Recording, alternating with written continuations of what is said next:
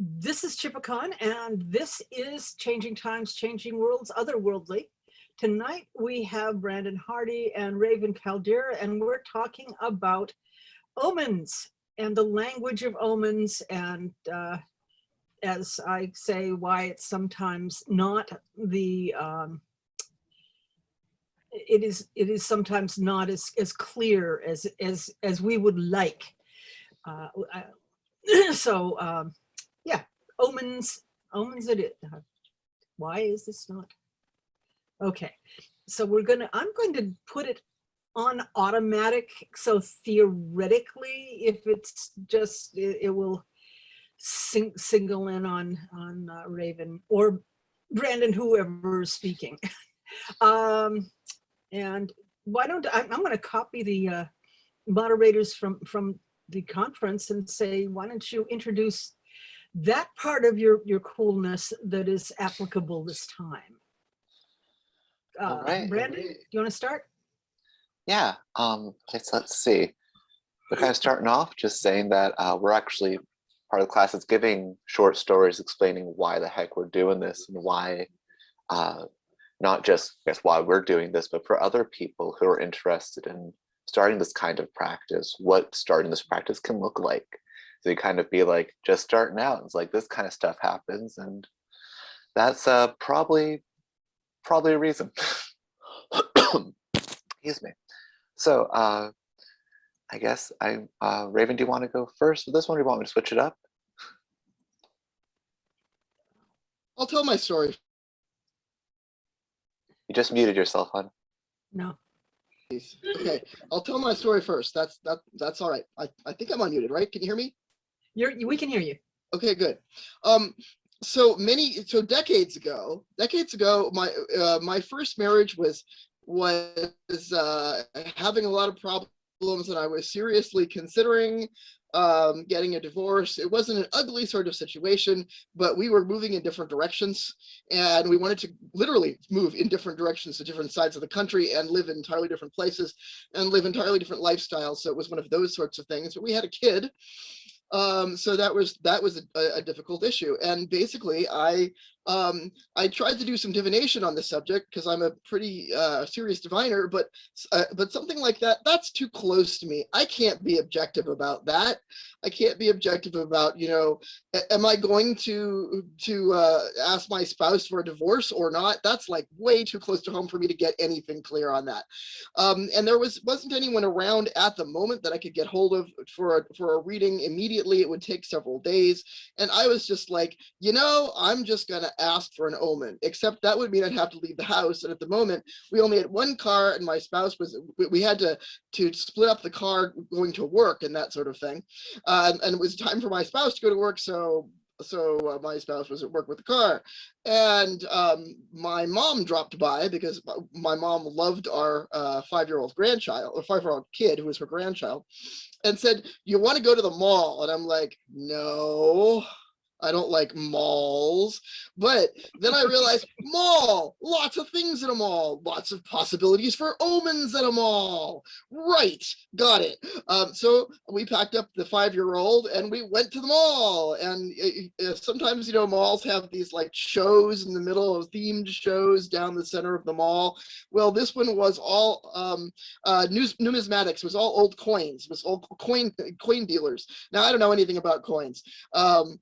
But I walked in, and the first thing I saw was a coin dealer with a little sign and a basket of coins saying 10 cents, reach in and pull one. And I said, what a great idea. This is just, so I reached in and I said, here's my possible omen, and I reached in and pulled one, and I pulled out, and it was a really pagan looking coin, which right there told me something. It had sort of a double axe and wheat on it, and acorns with acorn leaves, and I was like, what is this very pagan looking coin? It was very light. There was hardly any metal in it. Like it was, and they were saying that this was actually a nickel aluminum coin, and it was the very last. It was a World War II era coin, and it was the very last minting that the German army made right before they were defeated and pulled out of France. They minted it in France at the very, very end of the war, just before they were just like, never mind, we're leaving. And the reason it was so light, because they'd run out of metal. They didn't have any resources. They were stretched thin. So it was it was a coin of there are no more resources. Everything is stretched too thin. You have to leave. And so that was like, got it. Got it. I still have that coin. I still carry that coin around. That is my omen coin to remind me that the gods will send messages to me in any way they can if I just have to ask. Okay, Brandon. So if any of you came to the Jesus class that I did or watched it later this past Sunday, congratulations, you get to hear the story again, because when I said that I tell it a lot, I sure do.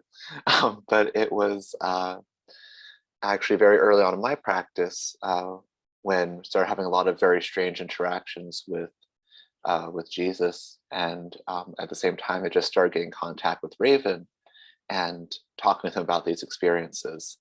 And he'd been like, this is very strange. This is not like any Jesus I know. What is this? And I started getting really unsure of myself. I'm like, how can I ask what this is? Because I don't even know how. Excuse me. And he suggested checking out Walking Omens and doing this kind of practice. And part of that was, okay, I sit down, clear my head, clear my heart, ask the question, walk outside with clear intent. Went downstairs, have this whole spiritual space. It was very, inspiring and stuff, whatever. And I walked out, tripped on a small pamphlet, tossed it on the junk mail, kept going.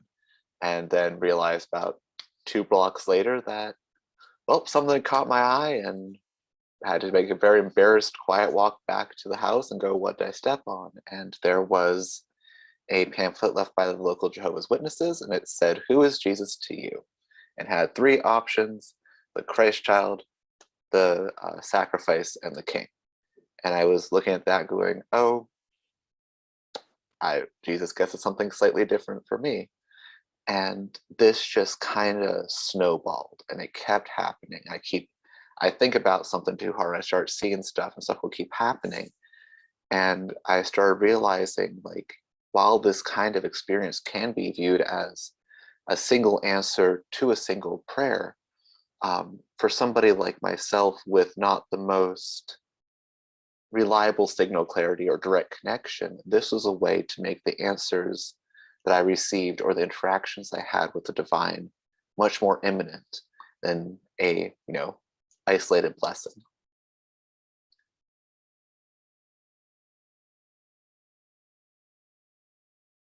Okay, from that point, I would like to talk just a little bit of, just make a small side detour into the issue of gifts, and also I want to talk a little about signal clarity and discernment.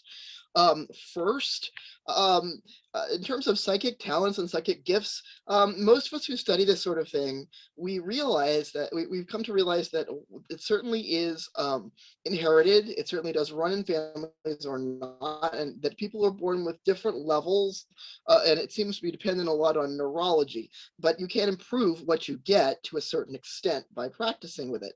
And some people come in, a rare small group of people come in with like broadband that can't be shut off, and some people have a larger cohort of people have what my partner refers to as the tin can on a string. and so it's it's okay to have a tin can on a string. Most people do. You can slowly over time sort of upgrade your tin can to wire by using it and practicing it. And if you happen to be someone who has more talents, don't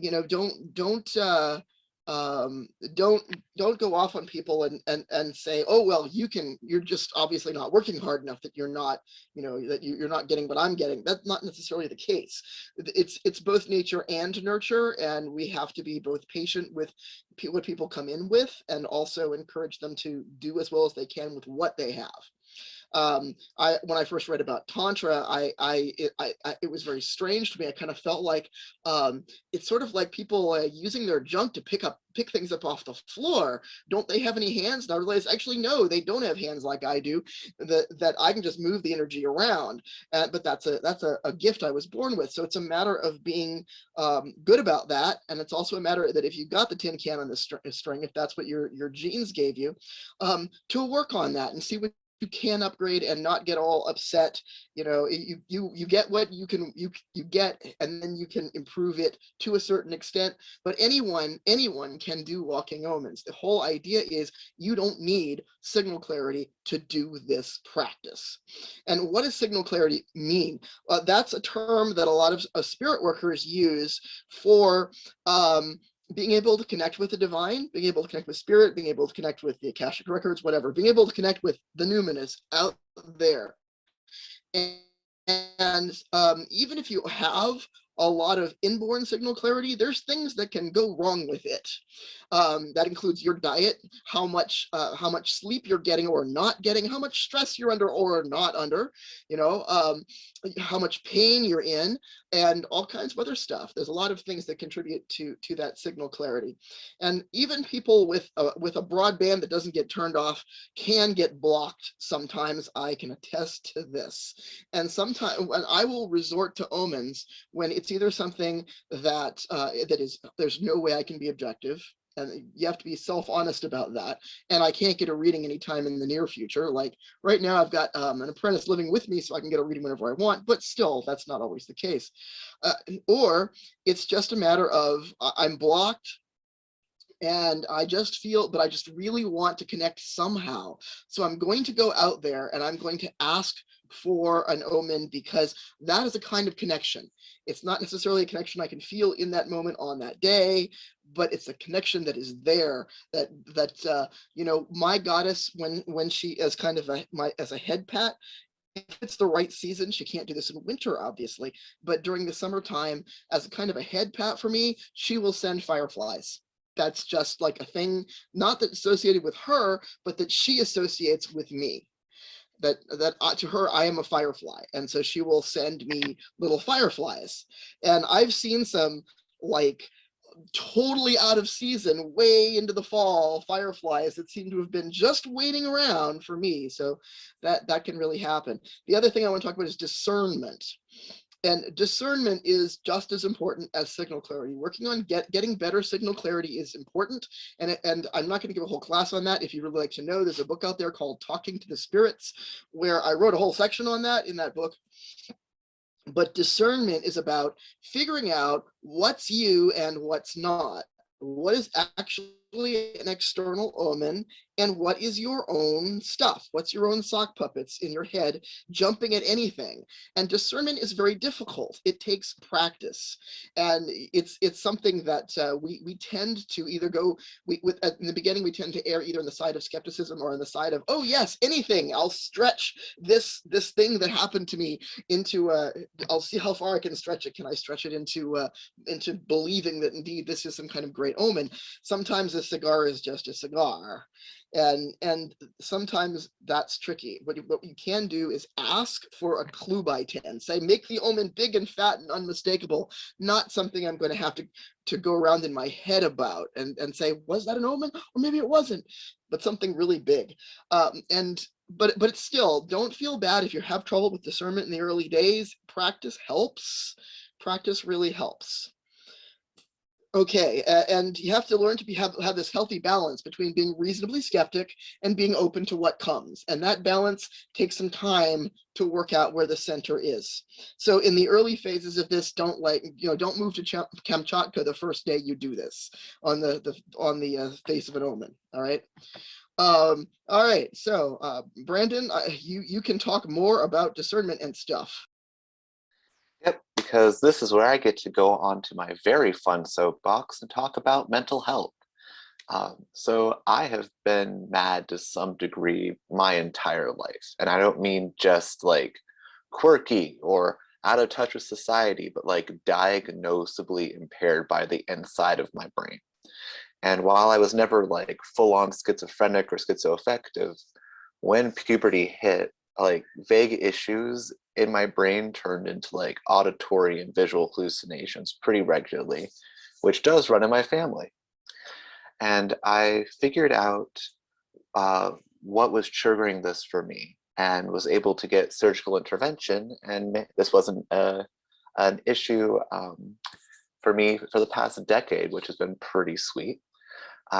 But because this practice looks incredibly similar to a lot of my mental health history, I feel like it's important to not just not address that. So one of the, I had a lot of experiences with going into mental institutions when I was younger. And so if you're not in a place to hear about institutionalization right now, mute me, don't listen to me. I will do a bunch of jellyfish hands, let you know to come back, because sometimes we can just avoid this whole topic if we're not in a place for it. So during my times at a mental institution, I met a woman who would sometimes think she was an angel, or other times she was a great prophet of God. And a few times I caught her at night when she would have these like short windows of lucidness where between her medications, like that brain soup hit just right. And I would hear small bits about the abuses she had survived at home as she had grown up, what she was still facing, and why she would end up in those spaces and couldn't get out of them. Then a few days later from there, I met another guy who had dropped out of college because he had gotten the call from Jesus, and he went off to follow Christ. And his family invited him to come home for Thanksgiving, and then institutionalized him against his will when he showed up. He spent the majority of his time in his room either in prayer or quiet contemplation, and occasionally when he left to walk the ward, he would go and sit with whoever was in distress and just talk to them. He would just, in these like really just kind of quiet, supportive, non-converting way, you know? And this included talking to the previous patient when she'd be lost in her own psychosis, and he'd sometimes sit and just pray with her, or just quietly sit and let her work through stuff.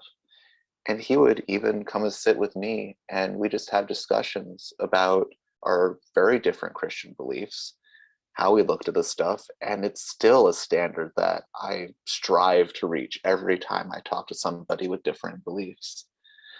And this experience, having these both happen at the same time, created this really strong dichotomy inside of me of both being, well, I guess actually probably should do jellyfish hands here first.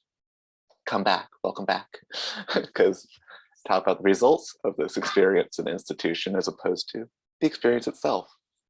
So this created in me the dichotomy of both being more willing to walk the fuzzy line between madness and spiritual experience, but also being incredibly afraid of mistaking one side for the other. It also created a deep visceral fear that even if I got it entirely right and pursued a calling, I would still be put away for it. And that's something that I still work with. And I mean, finding a balance between this humble willingness to be wrong and a faithful willingness to appear strange while following your intuition is difficult for anyone. No one is always going to get that right. It just takes a little extra sometimes if your head works a certain way like mine does. So while I don't claim to know how to walk this line perfectly, especially for people with experiences other than my own, because we're all special mental health snowflakes, I wanted to throw out a few real basic starters just in case it helps someone else, because they worked for me and a few other people. The first point, this is an easy one. If you don't feel like this will be a healthy practice, especially as a central practice for you, don't do it. There's no shame in that. Not every practice is for everyone. And one of the ways I help remind myself of that is once I was reading a book where the author spoke about how when he was a young child, he was this award-winning Roman Catholic altar boy type, you know? And, but as the years went on with him pursuing this, both he and his mother saw how this experience of organized religion he was pursuing became this really serious trigger for his OCD. And so he ended up going to somebody in the church and speaking to them and saying, like, this is what's happening, this is what's going on. And the person he spoke to agreed with him and helped him make a graceful exit from the church. So I'll often tell myself that if decades ago the Roman Catholic Church could acknowledge that type of situation, then I can probably manage to be flexible with accommodating my own mental health. My bar is set at the Roman Catholic Church handling mental health. I can do better. Okay, cool. So nothing else, let's try to do better than them. I say with all the love in my heart, but also. So, and if you have mental health baggage that the universe feels that you need to work on, then pursuing a spiritual path you'll be forced to work on it probably sooner than you would have otherwise. So try to be proactive. Learn your warning signs before disaster strikes. Acknowledge that discernment practices are going to be a little more difficult and more complicated for you than it's going to be with a lot of people. It's okay. Handling your mental health and pursuing the divine are not mutually exclusive experiences, and thinking they are will be an acute opportunity for growth. Try to avoid those as much as we can. There's also that acknowledging bad days, that because like, even if you don't have mental health issues, like Raven spoke about, that you can even just have like a low grade issue where like you have anxiety or depression that makes everything sound hurtful or like an attack, or becomes an inspiration for some downward spiral. And even if it's coming from a well-meaning person standing directly in front of you saying something, it'll just hit something wrong that day and you're off. And the same could happen with this practice. I still have days where I see what my emotions are doing, and what I do is I firmly express to the universe, whatever I think is coming through today, I ain't looking at it. I'm down for the day. I'm not taking in any omens, whatever's going on. I won't hear anything right. I hear somebody just tell me like, what's the weather today? Might take it personally. I'm in a mood. And in that same way, if the filter is off for just basic human interaction, it's going to be off for this too. And this can feel a lot like avoidance. So if I start to worry about that, because what good is anxiety if not to ever overthink everything in your life? I consciously set up a later time to check in on a topic when I'm not in a headspace where I'll sabotage that situation. And if it feels like a recurring issue, I pursue outside divination, because obviously I'm concerned that I'm setting up some kind of blockage with my mental health that gets in the way. This is too much of an anxious, triggering topic for me to look at ever. Again, that's why we have outside diviners in our lives too. That's why we don't always read on things that are personal to us. It's okay. And so we'll get more into the outside support systems later, but especially if you already have these kinds of issues, it's extra important to have somebody that you trust, to find somebody that you trust as you go down this path, to help you keep touch in reality, to help you feel like if you're going too far off and things are going wrong, helping get you a little bit touch back, a little bit of an anchor, something, even if it's like a mental health professional, because I have ones who don't believe the stuff that I believe, but they'll go, I see this improvement. I see you getting better. I see the results. And at the end of the day, that's what we want. And also because now that I've done a bunch of stressful talking about mental health and this Omen practice, I wanted to throw in how this can actually be a beneficial practice if you're crazy. And this experience, like if you get stuck in that rut, you get stuck in that spiral, you get too out and you can't touch back down again. Sometimes getting the right omen hit me at the right time. It's like this pattern breaker, and it'll stop things, reorient, tug you back down. And one of the best examples I've had of that in recent times was maybe a couple of years ago at this point, I was spending time with family, and nothing like bringing up old baggage like spending time with family. And I was stressed out, missed the last bus to my friend's place where I was staying that night, and I ended up having to walk quite a while. and it was raining, and I was in pain, and I was just this grouchy sack of shit the whole time. I was walking and grumbling, and just everything was miserable and fuck it all, you know? And then walking and walking, and I trip over something, and I look down, and there's this 2.5 foot long inflatable penis on the ground. And I go, huh? And I look up and I kind of notice where I am. And where I am is this particular spot in my hometown where there's always been a front yard bathtub Jesus that I'd always walk by and I'd smile at and I'd say hello every time I walked by, because it's one of the few not bathtub Marys, but a Jesus that was actually in that area. And I looked at him, and the statue's benignly smiling, like doesn't know what's going on. And I looked down, I go, well, that was a pattern breaker. Now I'm sitting here laughing because there's this giant penis I just tripped over with a smiley face up at me. Look around like nobody else around, and so I just picked up the penis and I made it a bit more flaccid so it could fit in my bag, so I wouldn't be this 6'2" guy wandering around with a giant penis at 2 a.m.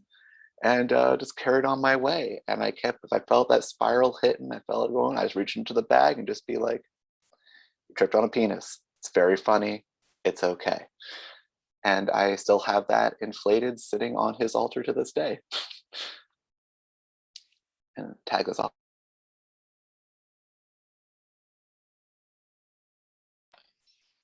Just before I talk about the next section, I just want to comment about things in the chat. Somebody wrote neuroplasticity can rewire the brain, but it's hard work. Yes, it is possible to rewire the brain to one extent or another, but there's a reason why sadhus spend 40 years in a mountaintop. It takes a long time and a lot of work. Yes, it is doable if you dedicate yourself to it. And I just want to say, Chipacon, I think that it's the fact that you're telling me that Talking to the Spirits is a good bibliomancy book really warms my heart. That makes me very happy. I think that's like the ultimate test of a magical book. Is it a good bibliomancy book? Anyway, just wanted to say. It's a fun book and yeah. often available for just a couple bucks.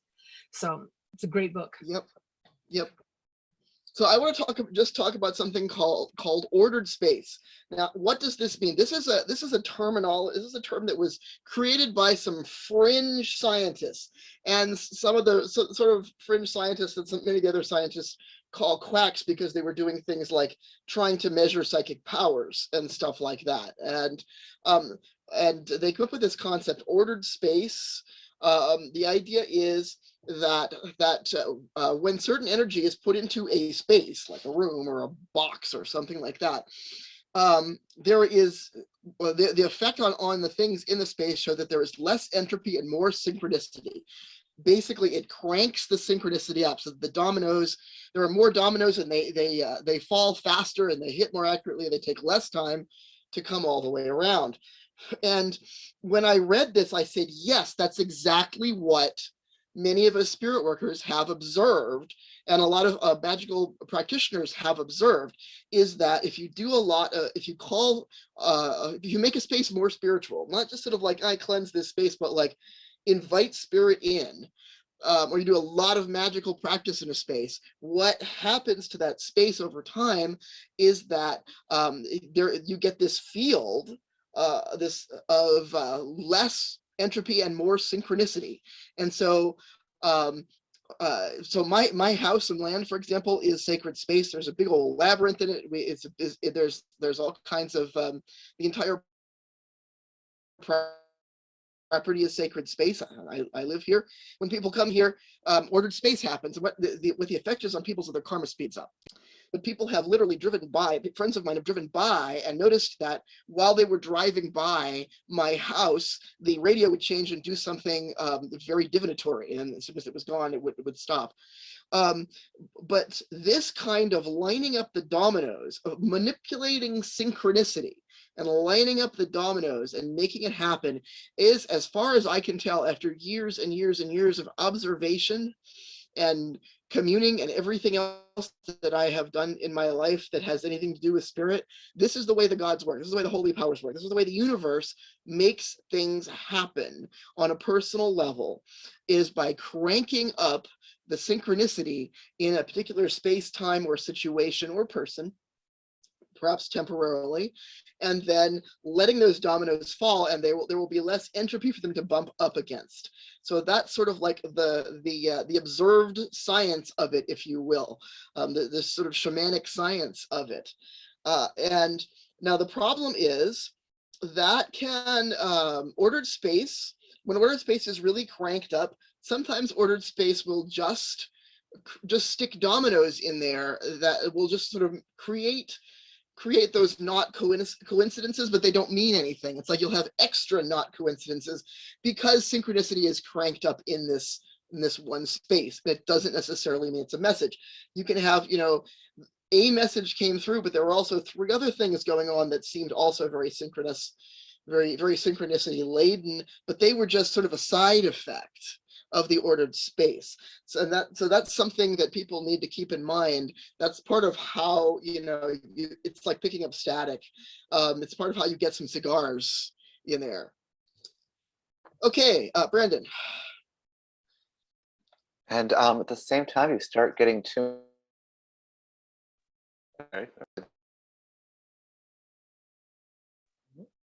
Okay.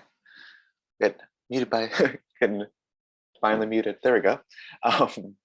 But if you're truly uncertain if there's if these are becoming like, if these are static or these are cigars, if you respectfully ask, just saying, I'm not trying to avoid an omen, I just need to be a little more sure that I'm not, getting lost in something that you just, like, the universe just hasn't gotten carried away, which can be fun to watch, but isn't always the most useful.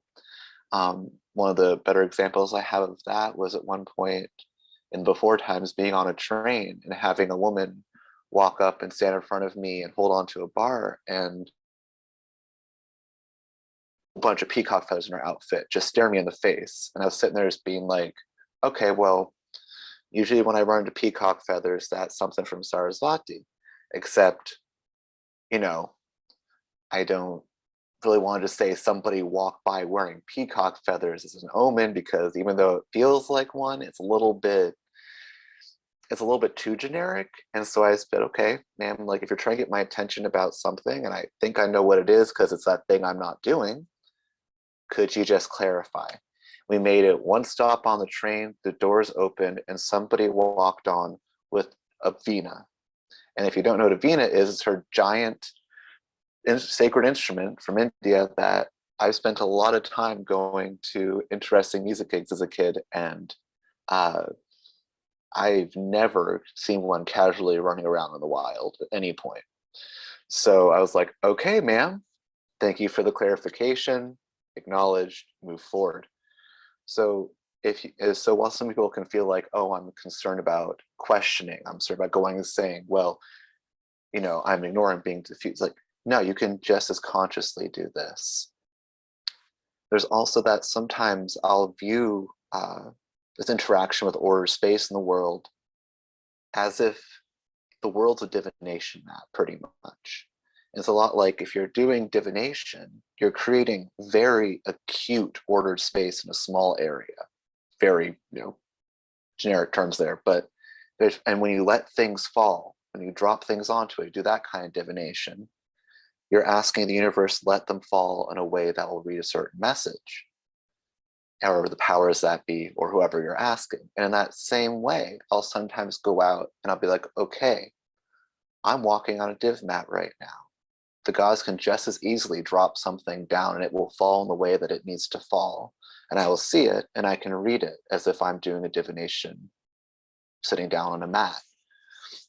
And so I find that sometimes being in that headspace consciously, especially if order space seems like it's kicking in a little bit extra, can help get those readings to work a little better. Hey, Raven? Okay, so this does not have to be a standalone practice, all right? while we do really put it out there as you can do this without signal clarity, you can do this without a gift. You can a small child could do it. It's not that big a deal. If an omen is particularly huge, we strongly do suggest getting some kind of divination, either doing it yourself or getting it outside. So now I believe in cross-checking. And I believe that if I did a reading for myself or I saw an omen and I wasn't sure about it, it wasn't like completely clear, I would go get that checked by someone. And I have a variety of friends that I can ask to do divination for me, usually for some small barter or something like that.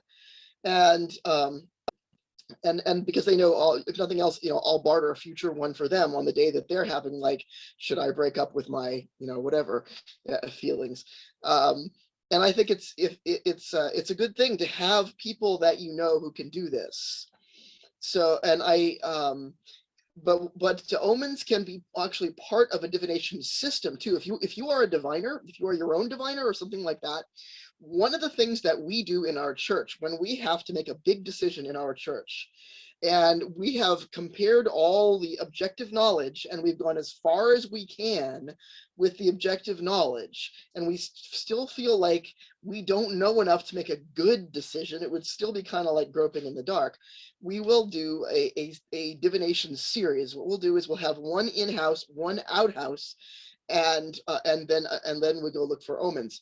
Generally, that means that one person within the group, usually in the church council, will do a div, and then the church will formally ask one of the many people who are not part of our group and don't live near us who do divination, and they have no idea what's going on with the situation, nor do they care. It's really not their, they have no dog in that race.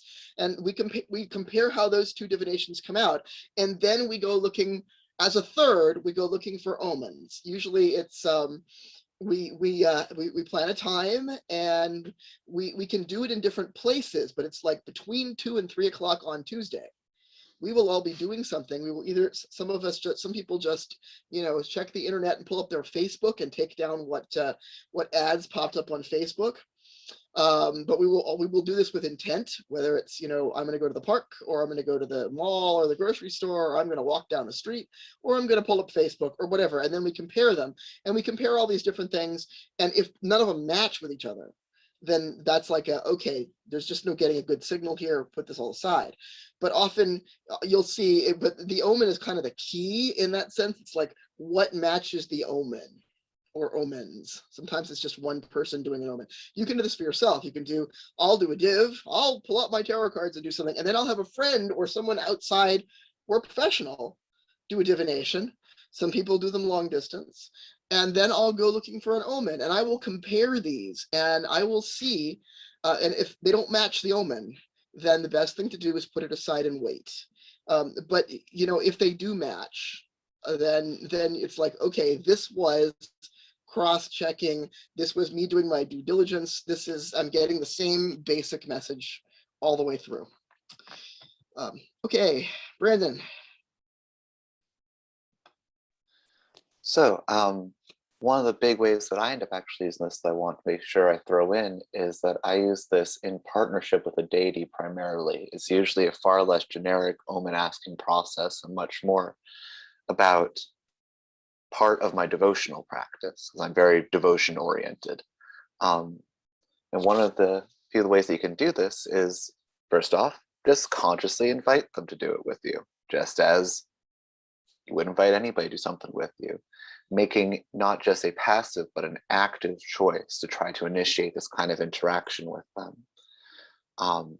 Also to be aware that these kinds of symbol sets can grow organically, that they don't really have to be stereotypical for the deity or make sense, even though sometimes down the road you'll go, oh, I just reinvented the wheel, that was cool.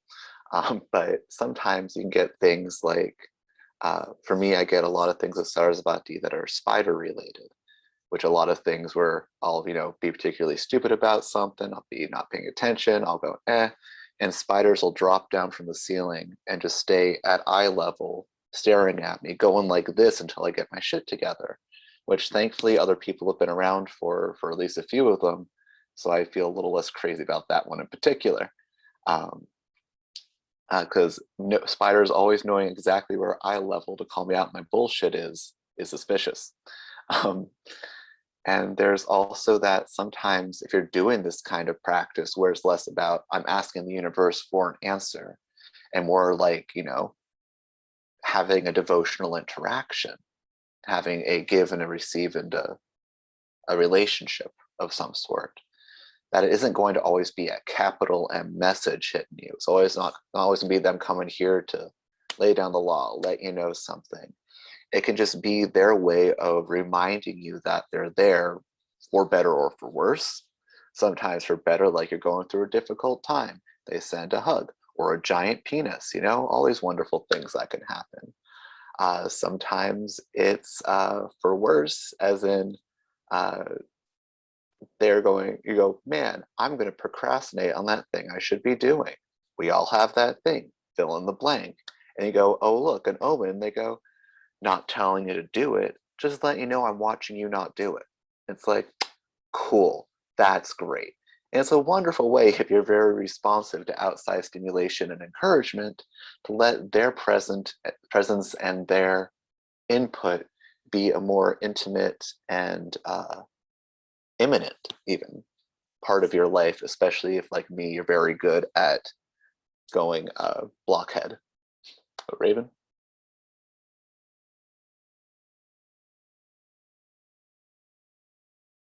You're still muted, my dear.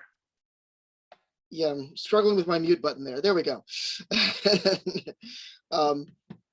So there's a lot of different, and I just want to point out with Brandon talking about those. I have actually observed the spider dropping down out of the ceiling and at eye level and waving its arms at him. And I was like, Sarasvati, right?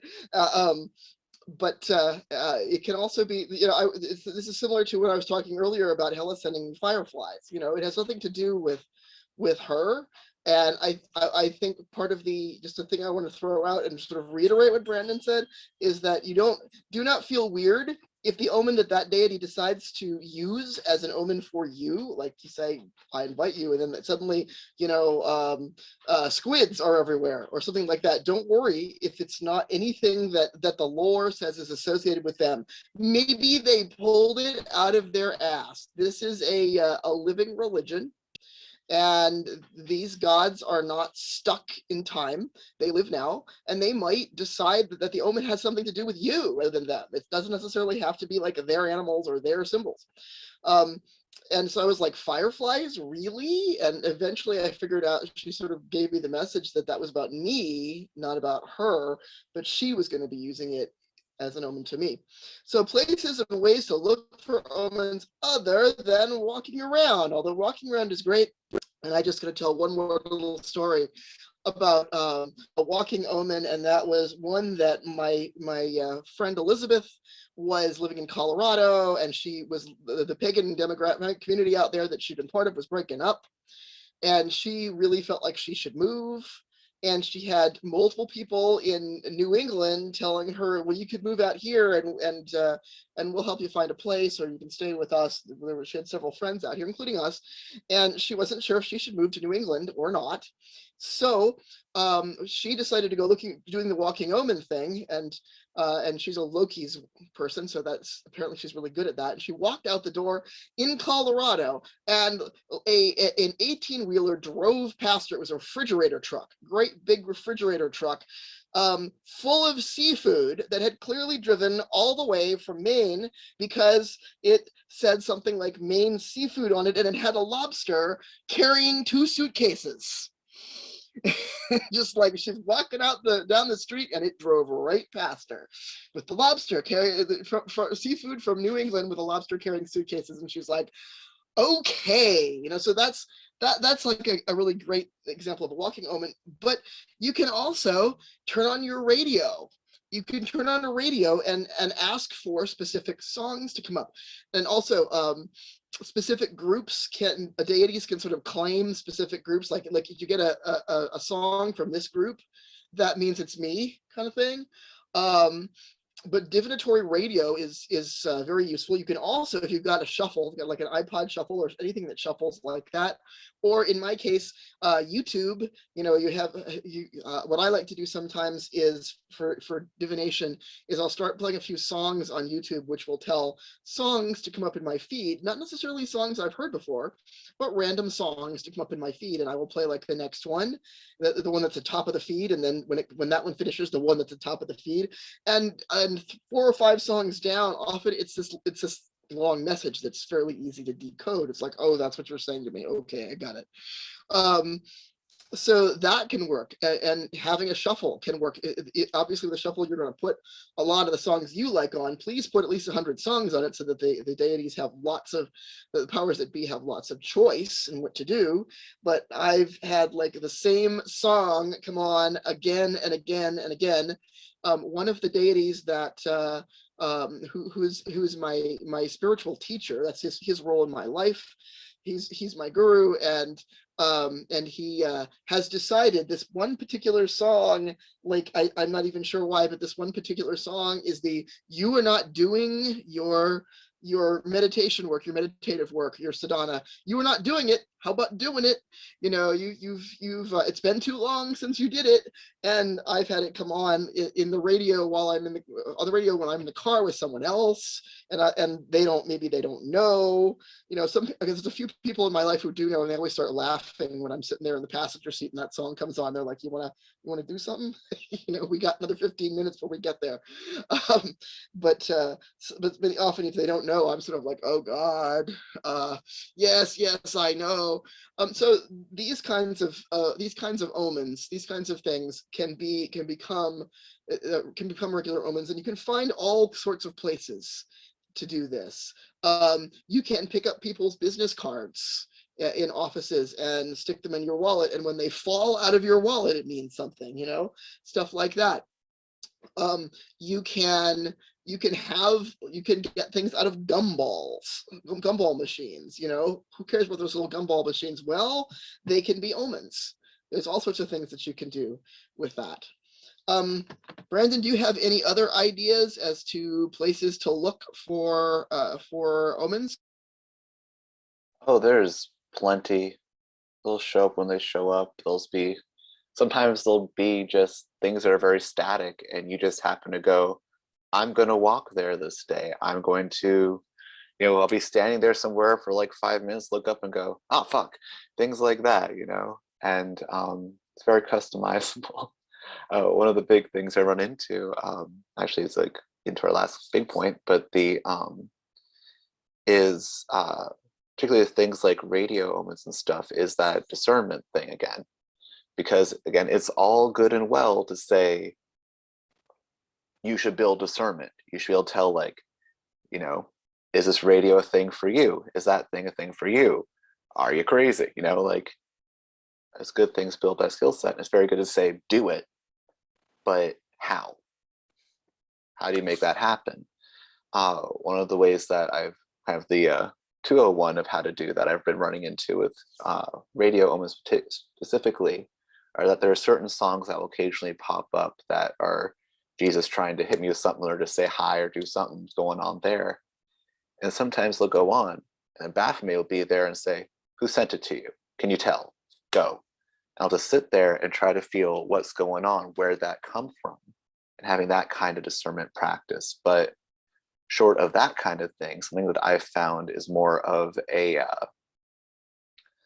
an exercise that you can kind of set up in a more controlled environment, because as few external anxious whatevers or goats in your face you can have while trying to do a practice, pretty helpful. I, at one point years ago, got this wind chime that I saw at a grocery store. It was just this little generic thing, and it was like, had a little dingly thing that said, loved you once, love you still, always have, always will. And I was like, oh, how stupidly cute. Okay. And Jesus was like, get that. And I was like, all right. And so I got it, and I hung it up near his altar, and he seemed to enjoy it. And I was like, cool. Okay. Jingles. What I found was that when I bumped into it, or something would come, a wind would come and hit, or some breeze would go through the house, or a door would open awkwardly, and it would start jingling. And I discovered it was this experience of an goodness gracious words. It became this exercise of trying to tell, why was it ringing? Was it ringing because he was actively sending a message? Was it just wind had passed through? Why was this happening? And there was no stress about getting it wrong, because his big deal is always loved you. That's the deal. Always will love you. Cool. If you get it wrong, okay, still the same message. It's still a true message. There's no pressure. There's no anxiety. The only thing that changes whenever it rings is, why is it ringing? Was it order space dominoes hitting? Was it something else? Was it, I was sad, need a reminder? Was it, I tripped getting out of bed this morning and hit my head on something? Happens, And so finding ways, if you're having issues with discernment, to set something up in your life like that, where there is no pressure about what the answer is, determining the authenticity of what's being said. The only thing that you're trying to determine is it being actively said through this current omen happening right now? And if you want to at some point have some wonderful goat involvement, always helpful. Testers, they're great. Another thing is throwing in one book recommendation, and like how Raven brought up with friend Elizabeth, that tricksters are particularly fantastic about this sort of thing, because why deliver a message when you can just make a pun with something around you? And there's this guy, I got a link even, because I learned from Changing Time, Changing Worlds to have this ready to copy and paste, that the book is called Sidewalk Oracle by Robert Moss, who's a very good writer. And this happened to randomly fall off a shelf and hit Raven at some point during the creation of this class. And then I got it and spent many hours in a Dunkin' Donuts, very enthusiastically reading and taking notes. He ended up calling this practice chiromancy, and very much talks about a lot of trickster-esque qualities that come with this practice.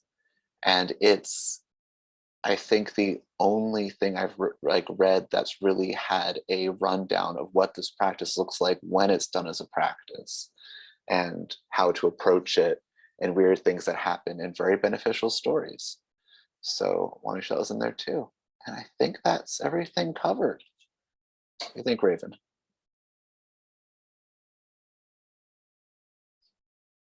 Raven, you're still muted. Hang on a second. I'm trying to, could you type in chiromancy? I tried to, and I think I accidentally sent it to somebody else. It's Kairo. There we go. Yes. Yeah. As opposed to chiromancy, which is palmistry. I want to throw out something that is just a little, since we're telling stories, a little equivalent that was my equivalent of Brandon's little Sarasvati Veena. I've had several of those, but one that really stands out was there's a particular Brandon has a number of deities that he works with, and one of them has a particular old band that is really like, when he hears a song from that old band, it's like, okay, it's Jesus and it's particular parts of the Beatles. Yeah. Carry on. Yeah, okay. I thought that was yours to tell. I didn't want to. Yeah. Anyway, so I was in Ohio, far away from Brandon, but I was thinking about him, and suddenly, and I'm in somebody's house, and they have the radio playing, and then various things going on, and the Beatles song came on, and I said, nah, that's not an omen for me. First of all, he doesn't talk to me. This doesn't talk to me, and secondly, Brandon's the one who gets Beatles songs for Oracle, so that's just a cigar. And then the next song that came on was a Monkees song, and I really do love the Monkees. And they're like the same era. And I was like, oh, okay. And he's like, all right, Beatles doesn't work for you. How about Monkees? And it was funny. Anyway, so this is the kind of thing that they can do. They can adjust stuff to have this kind of personal thing. So then I saw her face. I don't believe that wasn't the song that came on, but yeah. Anyway, Are there any questions? People have questions, comments, stories that you'd like to throw out? Things that we didn't cover that you'd like us to cover? This is your chance for Q&A. Yeah, and this is where you get to unmute and ask the questions or put them in the chat. I often Yes, have you them can in unmute dreams, if you want. actually. Yeah. This fall that I had back in August, when I fell, I saw images passing rapidly past my face before I hit the floor. And for several weeks, well, for several days before that, I had that happening to me as I fell asleep in bed. So when I woke up on the floor, I thought I had fallen out of bed. And I feel like that was an omen of something like that happening in some way.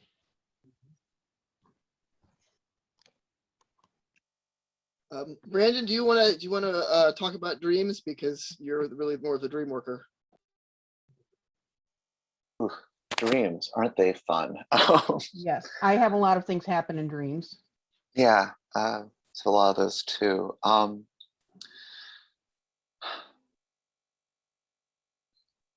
see. One of the things that they actually talk about in the in that Sidewalk Oracles book has a pretty good rundown of that, and also I try to recall, what was that book that you got me to read, Raven, on dream working? Do you happen to remember? Yes, I do, and only who's What was God. her- I personally know the author, and I'm blanking on her name right now. She writes a lot of vampire stuff. Yeah. we'll look it up and find it, but Thank you.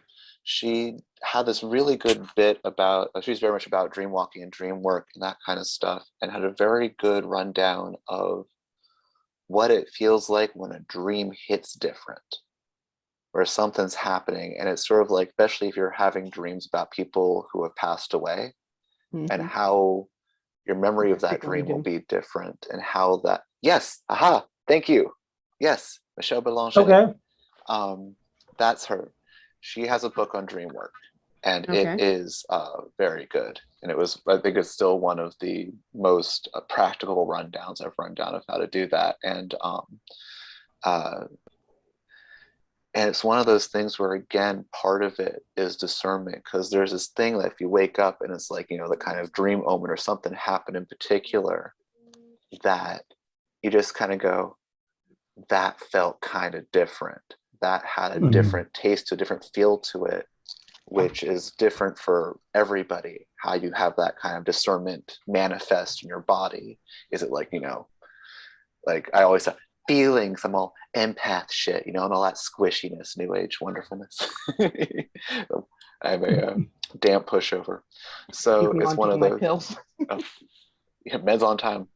Mm-hmm. So it's kind of, in the same way that it's just developing in the day-to-day of like, is it hitting different in the day-to-day? Is something here I gotta look at? In the same way, doing that, just having like, the regular dream practice, having the dream journal, having all that stuff. I am it's one of those things that it sounds so mundane, but it works. It helps so much to keep track of all this chaos. But I don't know if that's quite what you're looking for, but if it's No, not, I guess I really couldn't say that there was any kind of discernment that would have helped me figure that one out. Fair. I had never experienced like that rush of images, but it just struck me afterwards how I had that same set of images, indiscernible yeah. images. Actually. And that kind of stuck in my mind too, because in a fall where the doctors later decided was due to this positional vertigo, I had it where you have this like millisecond blackout, and then as you fall, you see everything scrolling past. Now, It's I very haven't had fast. dreams very fast. Well, it doesn't take you long to fall 3 feet to the ground, but yeah, it got me a little weirded out too. But the thing I'm going to give you to chew on here is one of my themes when I show up at these things is I take whatever people are offering and then I try to integrate it into my own practice, which seems like something of a left turn because I've been a Zen Buddhist for 30 years. And at the same time, I still find value in these things. So you think omens. Well, I don't know about omens. What I will say, you talk about discernment. One of the key pivot points is that the whole point of your meditation is to break long-standing intellectual bad habits. And remember that you are not your thoughts.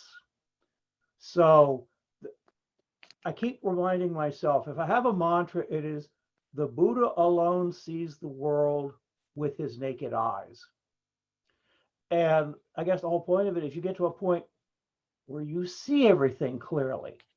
You're not puzzled by it. You look at it and say, well, that's what that is. So it's been interesting to listen to this. Of course, Jen made a comment about, I'm not sure about them being omens really, but we have frequently found ourselves, well, how did we end up here? You know, why are Yeah, we we'll 15 minutes we'll go out late? shopping together, husband and wife here. Yep. And we'll stop one place to get something, and it was entirely useful, and we found something totally unexpected there, and then we go someplace else that we intended to go, and it turns out we were delayed just enough by the other unexpected thing that we met up with somebody that we needed to talk to. And sometimes it's just the person ahead of us in line who's having a bad day and struggling with the checkout person or something, or the person behind that person who's getting bitchy about it. But we always find out it's like we get nudged. Now, the biggest nudge in our lives was the nudge that got us connected online around 1991, in which we met each. 1989. Was it not 89 we were online together? Christmas 1989 was when Jeannie made that offer about the services. So Aha. All right. So that far back. And we ended up getting married after knowing each other online for a couple of years. So I got the wonderful privilege of telling my astonished friends, well, what are you doing for Thanksgiving? I'm driving 250 miles to have dinner with the family of a woman I've never met. So, and yet this was the biggest nudge in our collective lives, that something decided, all right, get these two together. I don't care how you do it. we Just turn in believe your in expenses. omens and signs, and we see them a lot. Yes. So I don't know if they're omens in the almost formal sense that you decide them, but we look and we see indicators, hints. Things that And call us in one direction or another. right. So And no, that's it's one of kind the yeah. things that I found in, as again, that Sidewalk Oracle book is he has a very good discussion about the elasticity of time that he finds Oh, that yeah. happens around these kinds of experiences, which is part of where his chiromancy goes on a very good definition of why he chose that word to define his practice. But there is that thing at the right place, right time. And sometimes reading these omens is less about being told, change this, do that, whatever, and more about kind of catching up with the rhythm, what's already happening. Yeah, this way is supposed to be right now. Well, my biggest omen story dates back to 1979 when my birthday horoscope in the local paper, which we know are less than accurate, said love and romance brings excitement to the coming year. 8 days later, I was proposed to. It has now been 41 years. Well, you got your money's worth out of that paper. And I still have the horoscope that I cut out of the paper that day. Oh, that's so cute. Oh, I love that's good that. for you. That's I'm going to give her the prize for can you top this for the night. And, Yeah. Well, my meeting Bill all started with me quitting a job over an ethical issue that I wouldn't put up with. Yeah, that's also, yeah, one of those Yeah. things that things Well, once we yeah. And draw there's those quite the healthy. chain of events that led to the point where I actually met him. Okay, Oh, yeah, well, maybe we if- should We won't call go this into that the end now. of the meeting. But I Mm. was actually hoping to get Raven to mention the skunk oracle, or omen, as it were, not oracle, but Yes, Funny. that's a good Oh, one. Okay, we the gotta skunk hear is that. cute. The skunk is cute. All right. When I was much younger, I was I think I was around 19, and I had a little kid. I had a year-old kid. He was almost 20, and Mhm. there was there was an advertisement for one of those sort of new age pseudo Native American, meaning run by white people but using Native American symbolism, vision quests, and you were to go out. It was come with us on a vision quest, and then overnight. Okay, fine. So I made arrangements to drop my daughter off with my parents, and then and I decided, okay, I'm gonna do this this vision quest thing. And we met basically out in the wilderness near the Quabbin Reservoir out in western Massachusetts, and some guy had a cabin out there, and the guy who was running it was his cabin. And basically his deal was, he said that you're going to go off into the woods that away, and you're going to stay away from each other. Don't spend the night together, but spend the night waiting for your totem to appear to you. Okay, so and you will have a vision of your totem, and so, well, it was a bad night. It rained, and you were supposed to Oh. fast. And I, at the time, was hypoglycemic. Now I'm diabetic, but I was hypoglycemic. So I spent the night miserable and upset and having low blood sugar attacks. And I didn't have any goddamn visions. And it just was. And in the morning, as soon as it was dawn, I went back. We were supposed to meet at noon at the cabin. I went back at dawn. Nobody's there. Nobody's there at all. But I'm starving. And I was just like, I cannot deal with this. So I broke into the cabin. Actually, I very carefully broke into the cabin, looked in the cupboards, found some cold cereal and ate some. I figure I'd let the guy know and give him money later. But I ate some cereal, and then I felt better. And I went out and sat on the front porch waiting for everybody else, relocked the cabin and waiting for everybody else. And I hear a noise, and I go around the corner, and there is a skunk breaking into the trash can. And it looked at me and it said, I know what you've been doing. Ah! And this was not a vision. This was an actual skunk, okay, helping itself to the garbage can.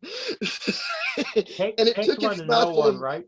it took its little bag of fast food garbage, and it ran off into the woods.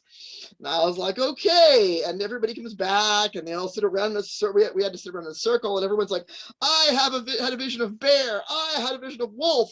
I had a vision of cougar. You notice it's always like the big ones. Nobody ever says I had a vision of cockroach. Big predatory mammal. And I basically said, okay, it's skunk. Obviously, this is the totem creature that's supposed to be speaking to me. So I went back to pick up my daughter, and I told my mother, as I'm packing up my kid, I told her about this, and she went into one of the photo albums and pulled out something that I had forgotten about, and that was when I was 4 years old. My favorite book was Rabbit and Skunk and the Scary Rock. And I told my grandmother, who did the Halloween costumes every year, that I wanted to be the skunk character in this little kid's book. I considered that the brave skunk was me, and the cowardly rabbit was my sister.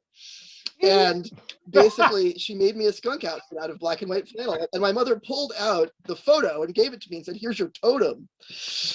I still have that photo. There you go. So that's my that's great. skunk story. Yeah. I also want to tag on too, because we'll talk about all these wonderful, sweet stories of having met somebody, to give a abbreviated meeting Raven thing, because probably enough spirit workers here that they could find some joy in this thing. But when I ran into Raven, I got spooked out by how many of the omens lined up.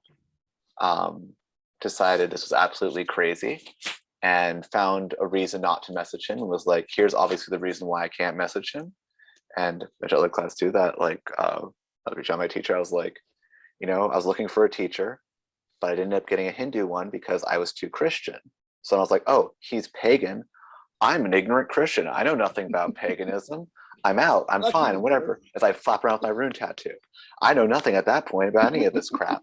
And then I was like, cool. And I went and I read some of his writings, and I found enough stuff where I have no excuse anymore. I have to message him, at which point I cussed out my ceiling and informed the heavens, fine, I'll fucking message this guy on the internet. And I have since learned that if you're going to message somebody who is I didn't realize that he was at all known anywhere for anything at that point. If you're going to message, particularly a shaman on the internet, you don't go, hi, I feel like the spirits told me that I need to talk to you. And that like, I'm supposed to message you about, and I word everything like that crazy guy in the internet who's you don't want to deal with. And thankfully the spirits covered for me and my ignorant rambles. So sometimes it turns out that we actually are supposed to show up. Rarely. Man. Yeah. Okay, well, it is, Sorry. we have run a little bit long. Mm. Did you have anything else you really wanted to get in before I stop the recording? Not I particularly. think we're good. We went Okay, through it. great. That was Well, thank awesome. everybody for coming, and we will be back again next week. Fabulous. Let's see, I think it's you, isn't it, Arkansas? So is it- Yeah. Yep, we're gonna, next week, energy. It's not just you don't have enough. You could have too much, or it could be going in the wrong way or the wrong. So that's Or gonna be a in good one balance. to next week. And tell your friends you can still get the conference on by registering now. It won't be live, but you can still get all the classes. So that's kind of cool. Okay. So thank you all, and we will see you next week. Sounds good.